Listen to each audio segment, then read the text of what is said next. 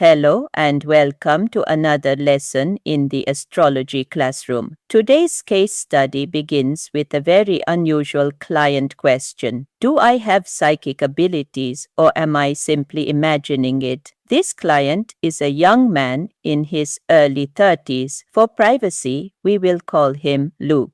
Over the past 2 years, Luke has occasionally experienced vivid dreams involving friends who were deceased. These dreams do not happen regularly. They appear unexpectedly, sometimes with several months between them. What made the dreams difficult for Luke to dismiss was that the deceased friends sometimes appeared to give him information about events that had not yet happened. In one dream, a deceased friend warned him about an accident. In the dream, Luke saw that a mutual friend was the one involved in the accident. Luke could not understand if his friend was warning him or it was just another dream. A few days later, that mutual friend was involved in an accident. Naturally, this left Luke deeply unsettled. One part of him wondered whether the dream had genuinely been a warning. If it was, he felt guilty that he had not taken it seriously or warned his friend. Another part of him questioned whether he was connecting two unrelated events after the fact. Perhaps the dream and the accident were simply a coincidence. This created an uncomfortable inner conflict. Should he trust these dreams as meaningful messages? Should he ignore them as products of his imagination? So Luke came for an astrology consultation, hoping that the chart could reassure him that he was not making these experiences up.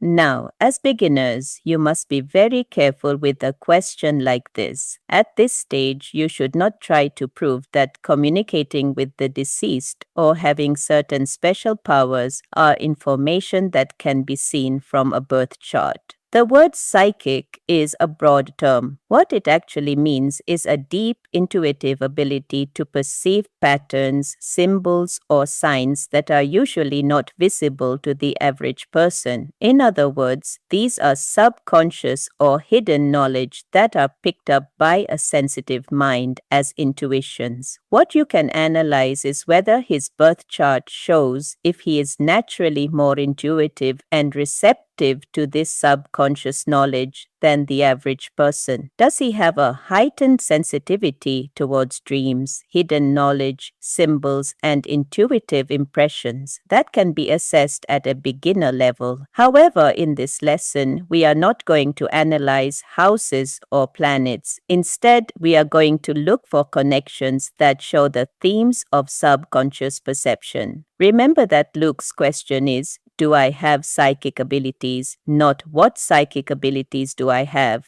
Here, I will teach you what is meant by connections.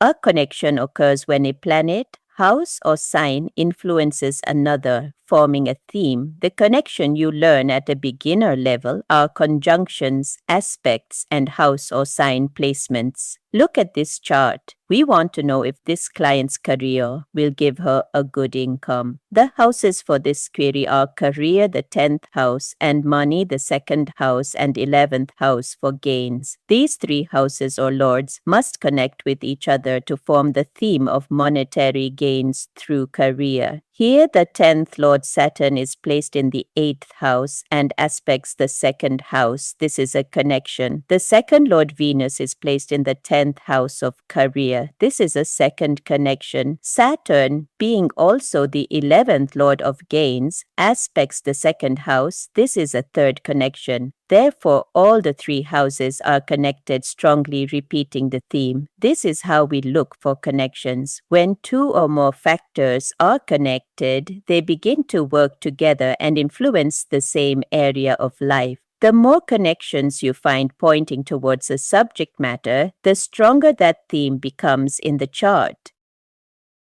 Let's go back again to Luke's question. Do I have psychic abilities? The important step to any client query is to understand and identify the subject matter of the query. Not all questions are textbook style. Some need a breakdown into the astrological themes it represents. Let's identify the keywords in Luke's experience. They are vivid dreams, deceased friends, messages, or intuitive impressions and events that later came true. Now ask yourself, which houses and natural significators govern these subjects? Use your course guide charts for reference. The 12th house governs sleep, dreams, the subconscious, spiritual experiences, and the unseen world. Since Luke's experiences occur in dreams while sleeping, the 12th house immediately becomes one of our primary subject matter. Next, the 8th house governs hidden knowledge, mysteries, the occult, transformation, and our ability to perceive what is not immediately obvious. Because Luke is asking whether he has an intuitive ability to perceive information beyond ordinary awareness, the 8th house becomes our second primary subject. Next, we identify the natural significators. The moon is the natural significator of the mind, intuition, emotional perception, and subconscious awareness. It tells us how receptive a person is to subtle impressions and how they process those experiences. Finally, you must pay attention to the sign of Scorpio. Scorpio is the natural 8th sign of the Kalapurusha Kundli and represents depth, hidden truths, psychology, transformation, and the desire to understand what lies beneath the surface. While Scorpio alone does not indicate intuitive ability, a strong Scorpio connection with Moon and the 8th house often creates a mind that naturally investigates mysteries and seeks answers beyond what is immediately visible. We have now identified the planet, sign, and houses connected to Luke's question. Let us look for the connections in the chart. This is Luke's chart, complete with the pre-checks done. Do check the previous guided lessons in the description if you do not know how to do the pre-checks. You will immediately notice that the moon, the natural significator of intuition, is also the 12th lord. This directly connects Luke's mind with themes of sleep, dreams, the subconscious, and spiritual experiences. This is the first connection.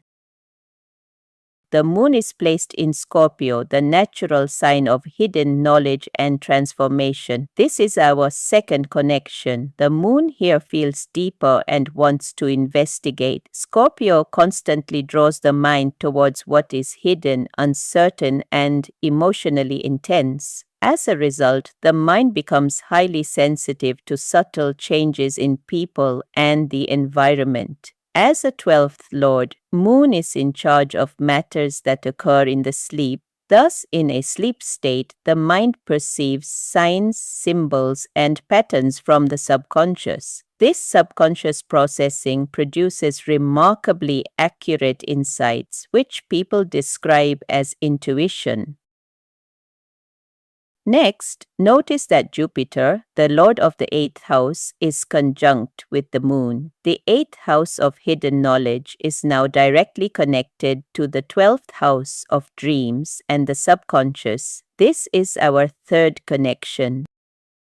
Both the moon and Jupiter occupy Scorpio, further strengthening the chart's focus on hidden knowledge, psychological depth, and the search for what lies beyond ordinary perception. This is our fourth connection. Finally, Jupiter aspects its own 8th house, further strengthening the subject matter. This is our fifth connection. There is another important connection. Both the moon and Jupiter aspect the ascendant lord, the sun. This means that the theme of intuition or heightened subconscious perception is not operating in isolation. They directly influence Luke. Take a moment to rewind, pause, and see the connections again till you understand. Can you see the 5 ways they connect? This is a very strong connection. We have now established that the key factors connected to Luke's question are not isolated placements. They are repeatedly linked throughout the chart, creating a consistent pattern. At this stage, we can confidently conclude that Luke's experiences are supported by his natal chart. Now to answer his second question, is he imagining it? You may think that since his moon is debilitated, he may be susceptible to exaggerated imagination. A debilitated moon is weak, but it is not dysfunctional unless it is severely afflicted. A weak moon simply means the mind is more sensitive and processes emotions more intensely in the sign of Scorpio. Whether this sensitivity develops into confusion or mature intuition depends on the support it receives from the rest of the chart. In Luke's chart, the moon is well supported. Its depositor, Mars, is strongly placed in the ascendant. The moon is also conjunct Jupiter, who brings wisdom, reflection, and the ability to seek deeper meaning. In addition, both the ascendant Lord Sun and Mercury, the planet of reason and logic, are connected to the moon through aspect, giving him the ability to analyze and evaluate his experiences rationally. This tells us that Luke possesses both sensitivity and discernment. He is not someone who accepts every unusual experience as supernatural, nor does he dismiss them immediately. Instead, he naturally questions, reflects, and seeks to understand them. In fact, the very questions he asks, "Do I have psychic abilities?" and "Am I imagining all this?" are themselves reflected in his chart. They demonstrate a mind that is trying to balance intuition with reason, exactly as we would expect from a moon supported by both Jupiter and Mercury. So we can conclude that he is not imagining them. There are enough indications in his chart that he possesses a genuine inclination towards heightened subconscious perception. When Luke understood this, he was very much relieved. He needed some time to process everything and was soon back again, this time to understand how best to manage and use this gift, because it comes with some challenges as well, but we will keep that for another lesson. Now it's your turn to practice. Why do you think Luke only began experiencing these intuitive events during his Venus Mahadasha, and more specifically, his Jupiter Antardasha? Using the framework you've learned, analyze the chart and explain your reasoning in the comments below. Don't worry about getting everything perfect. The goal is to practice connecting the dots. I'll be reading your comments and would love to see how you approach the chart. If you found yourself following the analysis but still wondering, how do I know where to start? Or how do I connect all these placements into one story? Then I invite you to join my Applied Vedic Astrology for Beginners course. In the course, I teach you everything you need to know to confidently read an entire birth chart in a beginner-friendly way. The lessons are in preloaded video format, similar to this explainer lesson that you watched. All concepts are made easy, practical, and logical. The link is in the description below. Thank you for watching. Do subscribe to the channel and see you in the next lesson.